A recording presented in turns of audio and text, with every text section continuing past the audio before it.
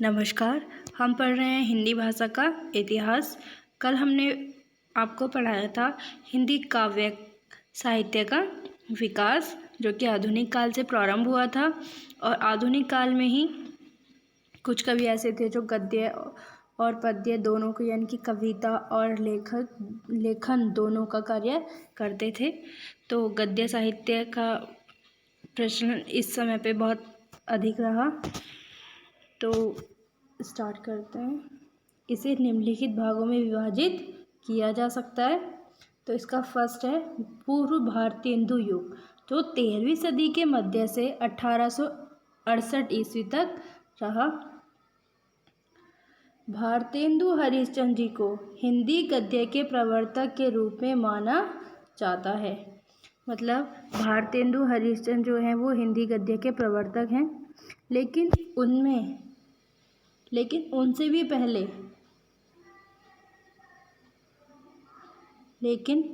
भी पहले हिंदी गद्य साहित्य का लेखन शुरू हो गया था, जिसे पूर्व भारतेंदु युग कहा जाता है। इसीलिए इसको क्या कहा जाता है? पूर्व भारतेंदु युग। मतलब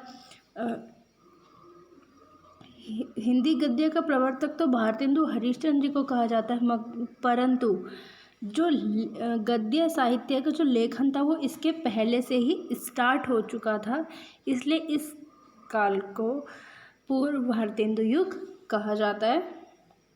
इसके बाद हम बात करेंगे इसका दूसरे भाग की, जो है भारतेंदु युग, जो 1868 ईस्वी से 1900 ईस्वी तक इसका काल रहा। तो इस काल को पुनर्जागरण काल भी कहा जाता है।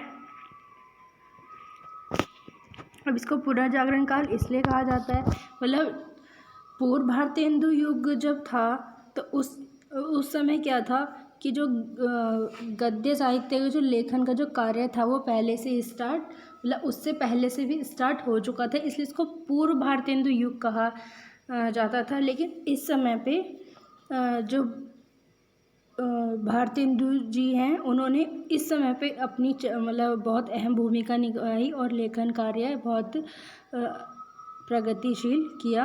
और इस काल के जो प्रमुख लेखक हैं वो है प्रताप नारायण मिश्र, बालकृष्ण भट्ट, बद्रीनाथ चौधरी, प्रेमघन, लाला श्रीनिवास दास आदि।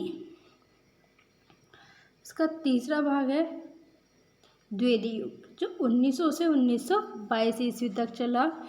इस युग के जो प्रवर्तक हैं वो है आचार्य महावीर प्रसाद द्विवेदी जी को माना जाता है। इन्हीं के नाम पर इस काल का नाम द्विवेदी युग पड़ा, और इन्हीं के नाम पर इसे द्विवेदी युग कहा जाता है। इन्हीं के नाम पर इस जो भाग में इसको विभाजित किया गया है, इस युग को द्विवेदी युग कहा जाता है। और इस युग को जागरण काल और सुधार काल भी कहा जाता है। अब बात करते हैं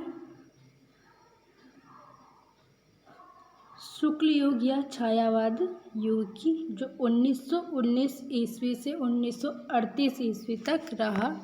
तो इस युग के जो प्रवर्तक थे वो थे आचार्य रामचंद्र शुक्ल जी को माना जाता है। तो जो इस युग के प्रवर्तक थे वो आचार्य रामचंद्र शुक्ल जी थे, और इन्हीं के नाम पर ही इस युग को शुक्ल युग कहा गया। और इस युग के 4 प्रमुख लेखक या कवि, मैंने आपको पहले ही बताया था, जब आधुनिक काल स्टार्ट हुआ था, आधुनिक हिंदी काल या आधुनिक काल स्टार्ट हुआ था, तो उस समय कुछ कवि और लेखक, मतलब कुछ व्यक्ति ऐसे थे जो कवि और लेखक दोनों थे, यानी कि वो व्यक्ति कविताएं और लेख दोनों ही लिखते थे। मतलब उन्होंने गद्य और पद्य दोनों में ही अपनी अहम भूमिका निभाई है, जो निम्न हैं: जयशंकर प्रसाद, सुमित्रा नंदन पंत, सूर्यकांत त्रिपाठी निराला, महादेवी वर्मा।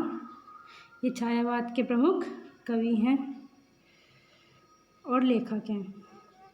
अब बात करते हैं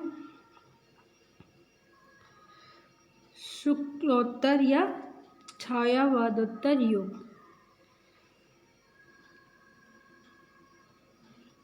जो 1938 ईस्वी से अब तक चल रहा है।